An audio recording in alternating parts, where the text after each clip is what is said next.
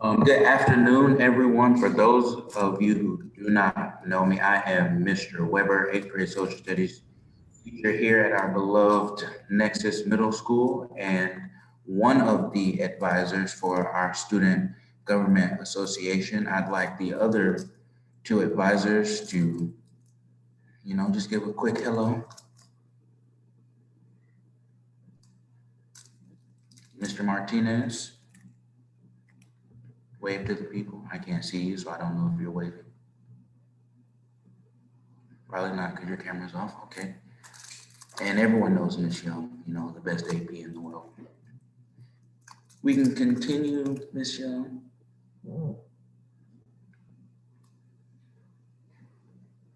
Okay, so the objective for today, students will be able to become familiar with the purpose, impact, and benefit of Student Government Association.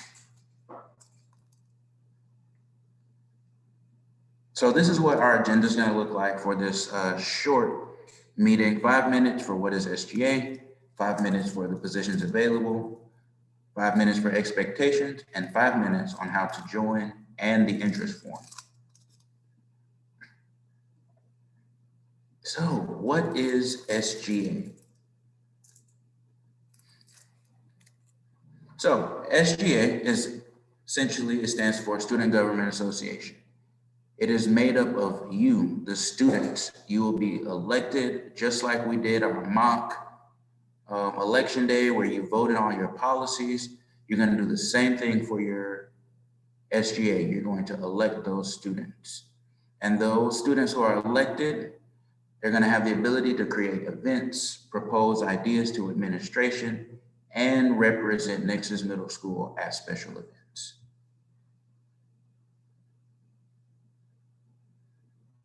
So let's go ahead and get into our available positions. So we have structured our Student Government Association to be very inclusive and to include all grade levels. We have our student body president. That is going to be an 8th grader only. We decided to do that. Oh wait, we can't see the PowerPoint now, just Mr. Weber.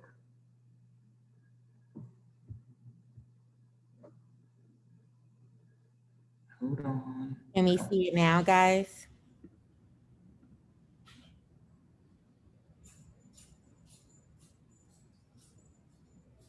Can somebody put a thumbs up or no, just you? Okay, hold on.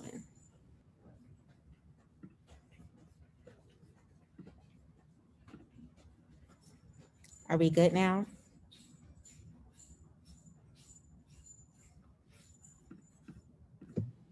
Yes, okay, cool. Go ahead, Mr. Weber. All right, so our student body president is going to be an 8th grader. Many of you are probably wondering, why does it have to be an 8th grader? We're gonna get into that a little bit later. So each grade level is going to have a vice president. So there will be a vice president for 5th, 6th, 7th, and 8th. That way, each grade level has a representative. Then we're going to have a student body secretary. This can be from any student that's in the 6th or 8th through 8th grade.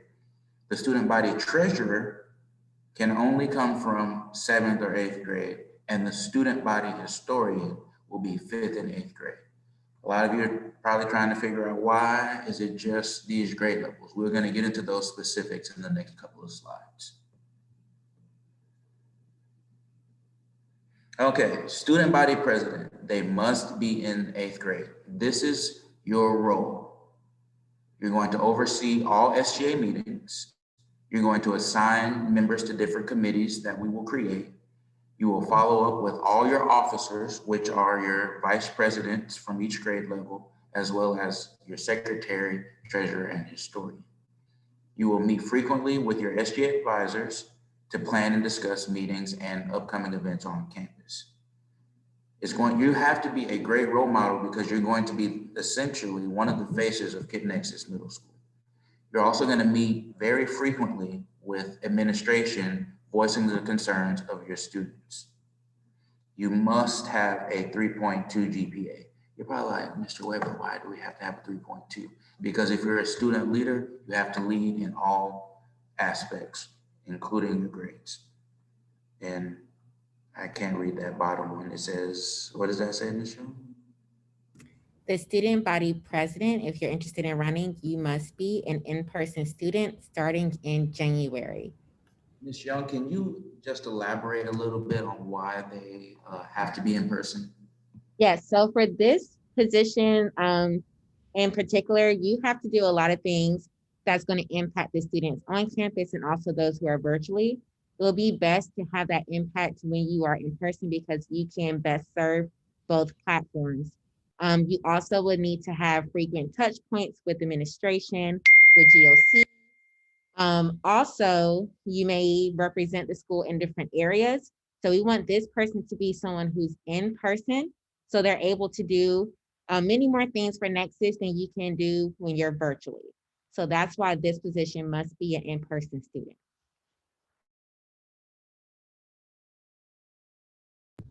Thank you, Ms. Young.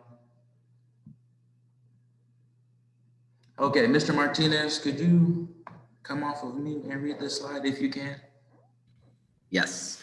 So if you think you can be the student body president and you enjoy public speaking, you enjoy working with others, and you are able to lead a group effectively, and you are also a self-starter.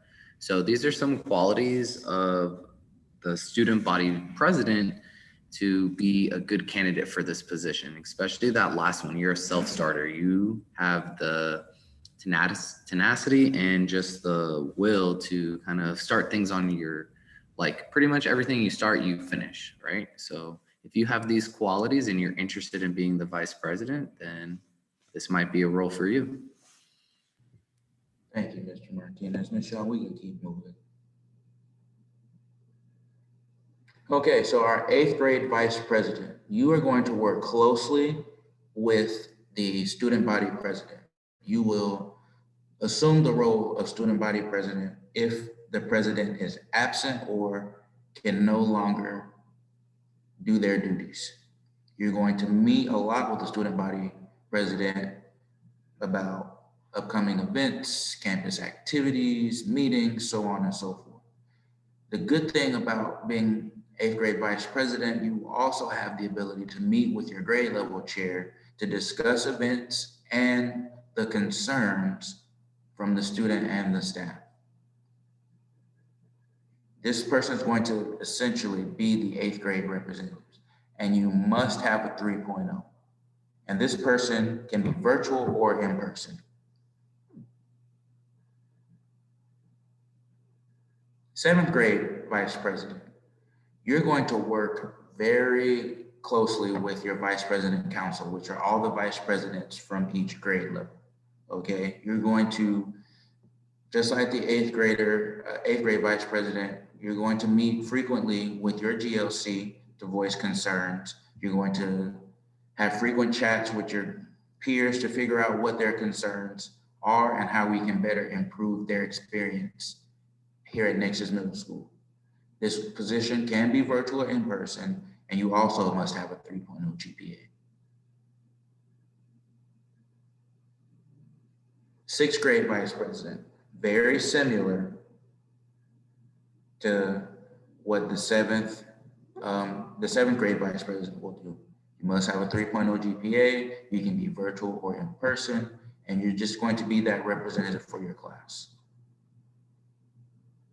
5th grade vice president, same thing. You're gonna be on the vice president's council, be your official representative for the 5th grade to voice concerns, must have a 3.0, and you can be virtual or in person.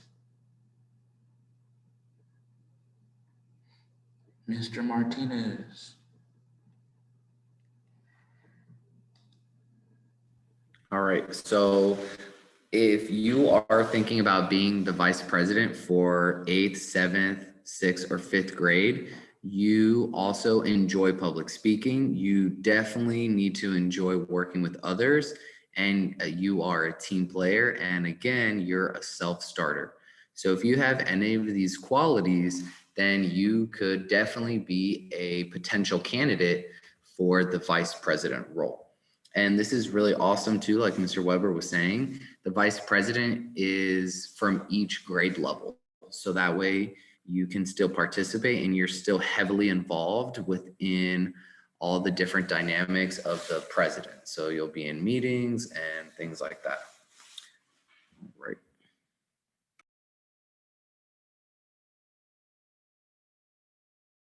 Okay, now let's get into our other elected officials. You have your student body secretary, and this is 6th, 7th, or 8th grade.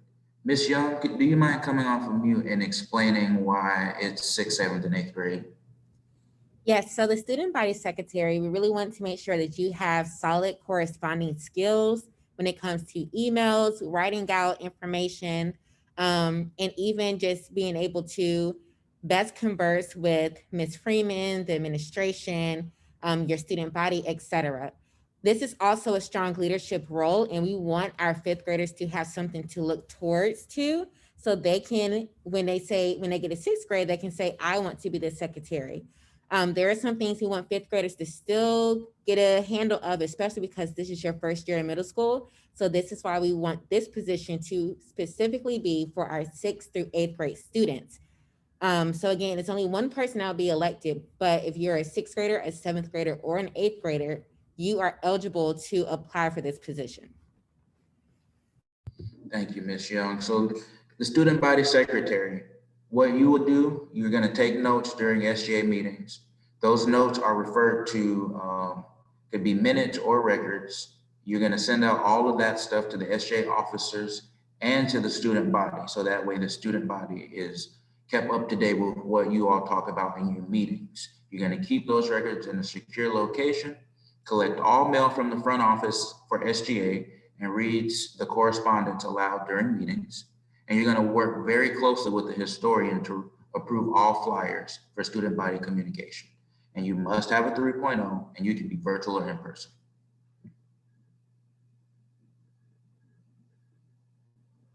Mr. Martinez, take it away. All right, thank you, Mr. Weber. So just like Ms. Young was saying, the secretary role is only for 6th, 7th, and 8th because we want you guys to be usually like Ms. Young said, the 5th graders, you guys are just getting into your role and you're just starting to figure out the best way how to take notes and really communicate what is going on, like what the teacher's saying, and then put it down on paper. And if you will be a good fit for this role if you're organized, you enjoy typing or writing and communicating with others, basically taking notes. So how good are you at listening and writing things down? And of course, you definitely need to be a team player and a self-starter, just like all these other roles. So if you're interested in being the secretary, you have to have really good note-taking skills, and organization. It's very important for the secretary to be organized, so you know exactly how to communicate with the other positions.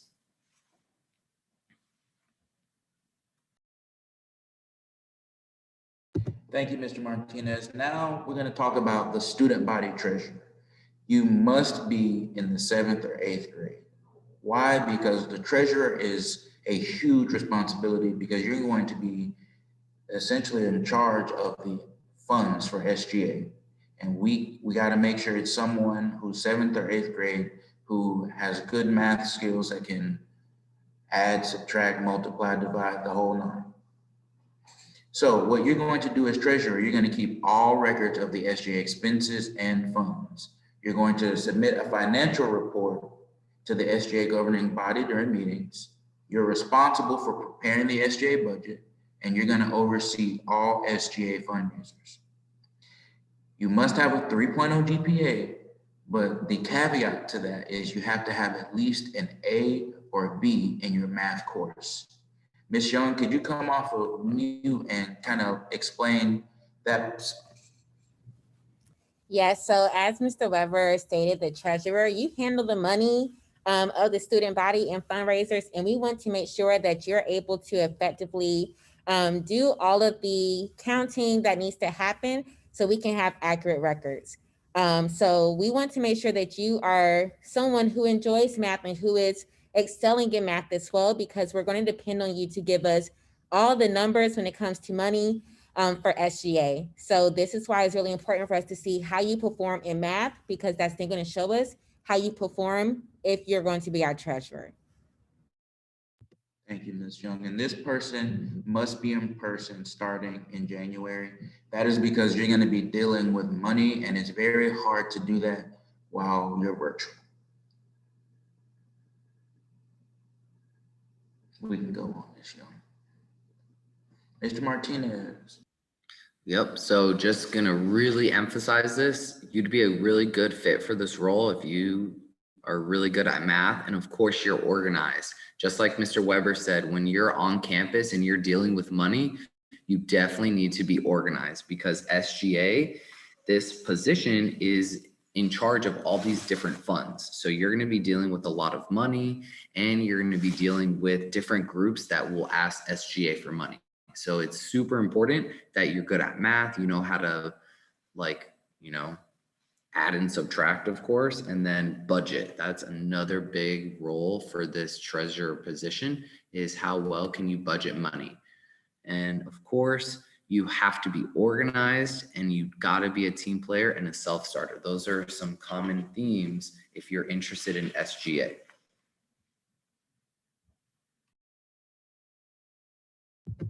Thank you, Mr. Martinez. And lastly, our student body historian. You can be from any grade level, 5th through 8th. So what you're going to do, you're going to create flyers for the student ran events. You're going to essentially be PR, publicizing all student activities and events. You're going to maintain all the photos of flyers, documents on the website. You're going to keep a student calendar, so that way your student friends can, be up to date with what's going on. When it's time for us to have SGA events, you're going to be responsible for taking those pictures and getting those uploaded. And you're going to work very closely with the student body secretary. You have to have a 3.0, and you must be in person starting in January. Why? Because when we have events, it's very hard for virtual students to take a picture from their computer. We want you in person so we can get that up close picture. We can go to the next slide. Mr. Martinez. All right, if you're interested in being the student body historian, you are someone who is creative, and you also have basic knowledge of PowerPoint, Google Drawing, Google Sites, Google Calendar, and photography or videography. So basically, if you're the historian, you need to be well versed in social media, and how well can you take notes, basically record history of all these different clubs going on around campus. That includes taking pictures, taking video, creating flyers, and publicizing all these activities. So that means, how well can you create a flyer, and how well are you going to be able to market that flyer and get it out so everybody and all the students know what events are going around campus. And another big part of this position is maintaining the student campus calendar. This is very important, because this shows all the students on campus what events are going on. So all the other clubs, this also includes sports. So whenever you see some sports games, home games, this calendar will reflect these different events. And if this role is a good fit for you, another aspect we need to think about is this person, the historian, is going to work very closely with the student body secretary. So just keep that in mind, that you're going to be working very closely with another person on your team. So you definitely need to be a team player. And last but not least, you are definitely a self-starter. The historian role can seem a little overwhelming, because you need to document pretty much everything that's going on around campus, but it is definitely possible for you to do that. And again, you can be a 5th grader, a 6th grader, a 7th grader, or an 8th grader. So if you're interested in being the historian, and you have that social media kind of swag and influence, this could definitely be the position for you.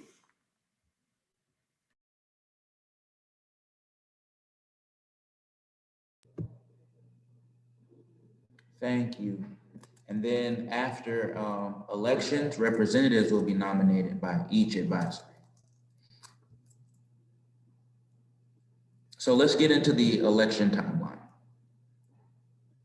So December 14th, today, we'll have SGA introductions and applications will open promptly at 4 p.m. They're due by September 16th at 11:59 p.m. December 18th, after the advisors have looked at who's eligible, eligibility emails will go out by 5 that day. Then when we return on January 6th, we'll have mandatory candidate meetings from 12:20 to 12:50. After we've had that meeting, we'll go into a campaign window, which is January 7th through the 13th. Then January 13th and 14th, we will have speeches by the candidates and a presidential debate. Then January 15th, you'll have voting. Then you'll have your winners announced at 2:40. Go to the next slide. Can I double down on what the campaign window looks like really quickly? So students, if you're interested in running, we want to actually let you know if you're eligible before Christmas break so you can spend those 2 weeks developing your campaign materials. So that's like virtual posters, virtual PowerPoints, different things to try to get your classmates to want to vote for you.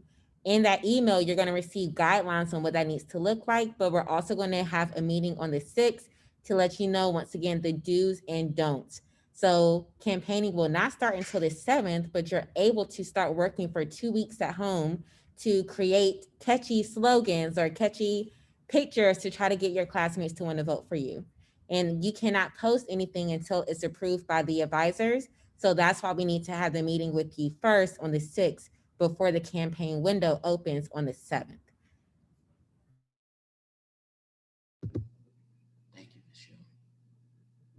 So just like we did when it came time for voting on your different policies, we're going to do another voter registration form due to your advisory and method of learning changes. If you do not register, you will not be able to vote. We want to get you all in the habit of what it's going to look like when you become eligible to vote and you have to register. Because in the real world, if you don't register, you can't vote.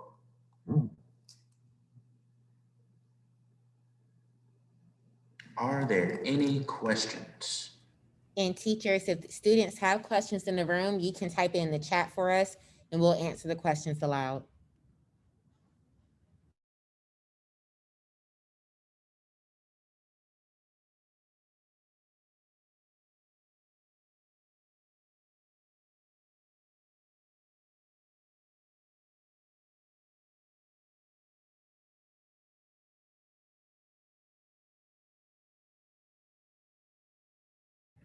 We can just give a little wait time because I'm sure they have to like type it in and stuff.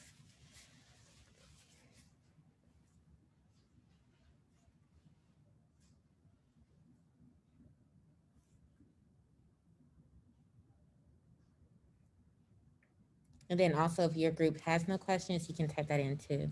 A question came in, Mr. Weber. Is it going to be voted by students or by the teachers? Good question, Mr. P. This is going to be voted for by the students. The elected officials will essentially represent the students and student-led, so we want the students to be able to vote. However, one thing that we left out, those who are running, they're gonna have to get a recommendation letter from a teacher to kind of advocate for them.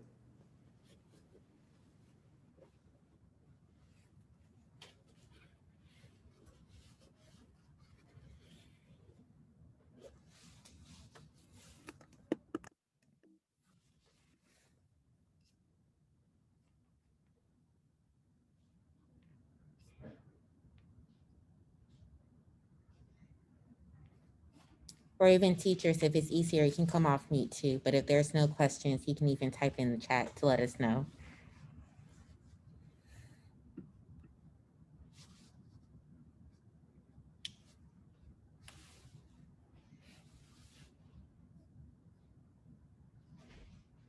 Thank you, Ms. Johnson.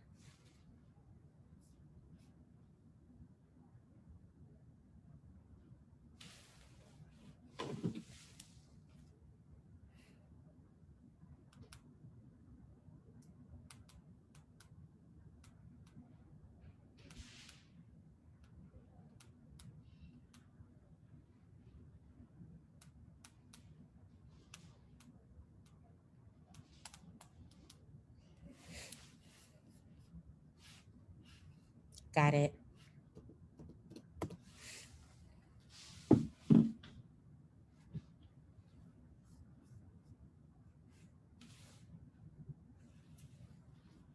So guys, before we hang up, first, thank you, Mr. Weber, for your amazing leadership. And Mr. Martinez, we appreciate you so much for doing this for our students. We do want to stamp, once again, a few things before we hang up. The application will open today at 4:00 p.m. on the KIP Nexus Student Announcements Google Classroom. If you're not on that Google Classroom, please make sure you reach out to me, Miss Young, so I can add you to the classroom. Applications will close at 11:59. We will shut down the form, so you'll see your due date on the announcements page. You cannot campaign until we come back to school, but you are able to work on materials while we're on break if you are eligible to run. Some of us may not be eligible due to our grades or recommendations. So just keep in mind, we will email you to let you know if you can move forward in the process. And if you can, you will campaign when we come back in January. We will have speeches. You will see it live. You'll also see some maybe have to be recorded. You will do voting just like we did for the presidential election. So we're really excited to get our student leaders to the front and for you all to uplift your voice throughout this time. And we are so excited to see what you're able to do through SGA. Mr. Weber, Ms. Martinez, you all have anything else before we chuck the deuces? Nope, that was awesome. Ma'am. All right, thank you, teachers. Students, we're gonna post this recording in the application if you wanna go back over it, or if anybody missed it. You all have a great day. We're gonna see you around campus. Bye. I am about to end the meeting for everybody. Bye, everyone.